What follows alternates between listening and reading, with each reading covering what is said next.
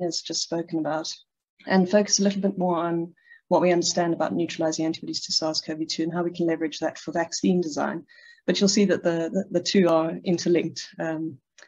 So as Marina beautifully showed you, we've already seen the isolation of many monoclonal antibodies from patients who are infected with the ancestral strains of SARS-CoV-2 very early in the pandemic. And this is the image that got slightly cut off in Marina's talk, so you can see it here. Really beautiful work defining in intricate detail the targets of many monoclonal antibodies, many of which target the receptor binding domain. And we understand a lot about these monoclonal antibodies, and they've really been the basis of huge leaps therapeutically.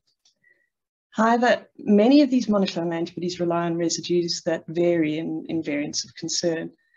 And you can see this here in this review from David Corti and colleagues.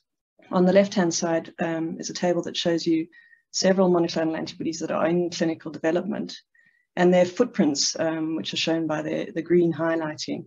And you can see that in many cases, those footprints overlap with mutations shown in the red boxes that are constantly emerging in variants of concern or variants of interest. The reason this is particularly important is because these variants of concern or variants of interest have really replaced the ancestral strains globally now. And so we are no longer dealing with the initial SARS-CoV-2 strains, we're dealing with variants of concern across the world now. We in South Africa saw this in the second wave of our epidemic in October and November of last year. This graph shows you sequences over time. In our first wave, we were dominated by the original ancestral variants, as you can see in the grey shading here. And those viruses were rapidly replaced in the second wave by beta. So we were interested in understanding, as were many other people, the immune responses that we were dealing with in the context of variants of concern. Neutralizing antibodies triggered by the original variant, as it turns out, are not very cross-reactive, and that has implications for vaccine design. So I'm going to take you through some of that data. This is a series of 44 individuals who were infected with the original variants in the first wave in South Africa. And what we did here was to ask how well they recognized beta as it came and replaced our epidemic in South Africa. You can see that against the original variant here, there's a range of titers, somewhere from about 1 in 100 up to 1 in 10,000 against the original variant. But when you test the sera against beta, we saw a 9-fold reduction in activity, and 48% of the sera showed no activity whatsoever. So both plasma and I'm not showing the data, but many labs, ourselves included, but many labs now across the world have shown that both plasma and monoclonal antibodies show reduced efficacy against beta. But that's actually not the major interest in terms of understanding immune responses for vaccine design. So we've spent all this time understanding immune escape from vaccines, from variants of concern. But what about the immune response that is triggered by the variants of concern? And can we leverage this information for vaccine design? So the way we started to ask this is to ask how good is the immune response to beta? We did this in a large collaboration across South Africa, a cohort of about 90 hospitalized people in the Groote Hospital. And we compared those individuals with people who'd been infected in the first wave with the original variant. The original variant cohort here up in Pretoria and Johannesburg, and the beta cohort down here in Cape Town. And you can see many people involved in this work. And the punchline that we thought we were seeing is that neutralizing antibodies to beta appeared to be more cross-reactive. So if you look at the left-hand side here, same set of data that I showed you a couple of slides back. Here we've looked at participants who are infected with the beta variant and asked how cross-neutralizing are their responses. You'll notice at the bottom here, this is the same experiment, but notice at the bottom here that we switched the axes. So using HIV speak, here on the left-hand side, we're measuring neutralizing antibodies to the autologous virus. So these are responses to beta in people who are infected with beta. You can see again a range of titers. But when we looked at their neutralizing capacity against the original variant, we saw only a 3-fold reduction and only 7% of people that were completely resistant. So it seemed to us that people who were infected with beta generated a more cross-neutralizing response than those who were infected with the original variant. And in fact, it was even more striking when we looked at whether people who were infected with beta were able to neutralize gamma, the previously known as P1. And you can see here that, in fact, there was a threefold increase in neutralization and no resistance. So this seemed to indicate to us that, that beta intrinsically triggers more cross-reactive responses than the original variant had. We wanted to confirm this in a second cohort, and here we looked at cross-reactivity of antibodies in vaccinees with prior infection. So a slightly different scenario. Again, looking over time in South Africa, remember we had the original variant and then we had the beta variant.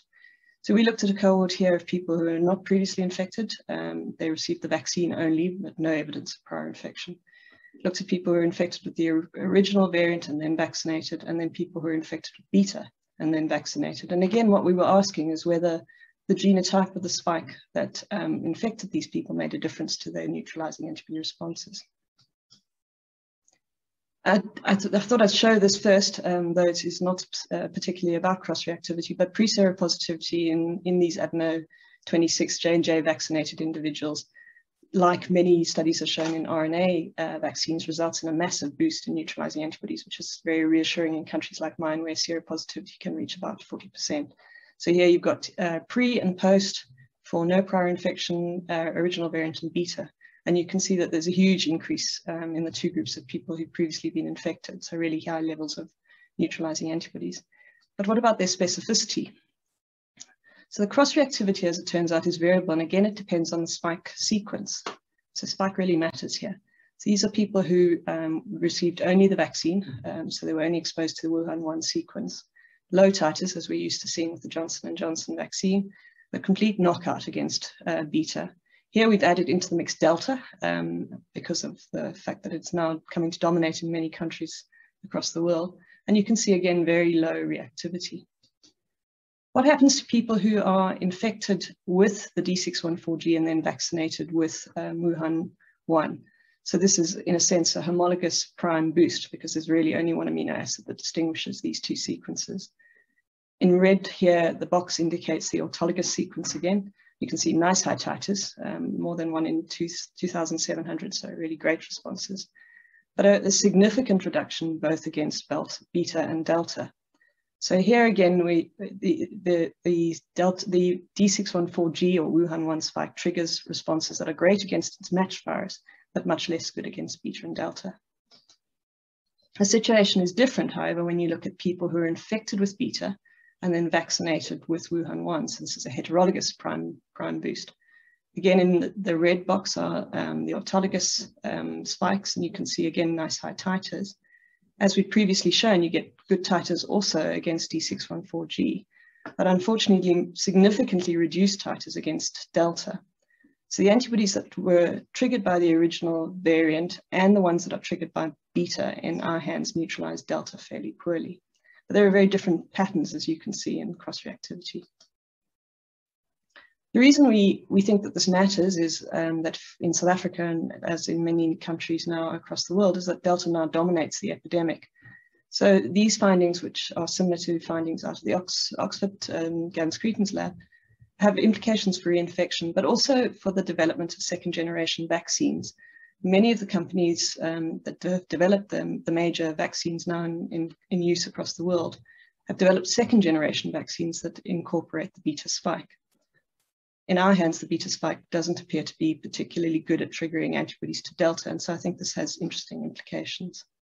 So as for other vaccines, SARS-CoV-2 infection before J&J vaccination boosts neutralizing antibodies, which is a reassuring thing, and this will, I'm sure, in high seroprevalence areas significantly impact vaccine efficacy, especially for a one-dose vaccine. But from a vaccine perspective, as we go forward, looking at how we're going to develop vaccines into the future, it does appear that there's emerging evidence that suggests that all spikes are not created equal in their capacity to trigger cross-reactive antibodies, and I think that's worth understanding. And this was where we come back to the isolation of monoclonal antibodies, because as I say, most of these so far have been isolated from people infected with the ancestral variants. And I think it would have to put a major effort now into translating that into understanding monoclonal antibodies from infections caused by variants of concern, both to understand epitope targets and therapeutics. And I do also think that this data suggests that population sweeps in immunity are likely occurring in the context of very high levels of infection by variants of concern. And there I'll stop. I've thanked my lab shown down here in the bottom right, and our funders, and then our many collaborators. I think I've listed them as I went through the talk. Thank you.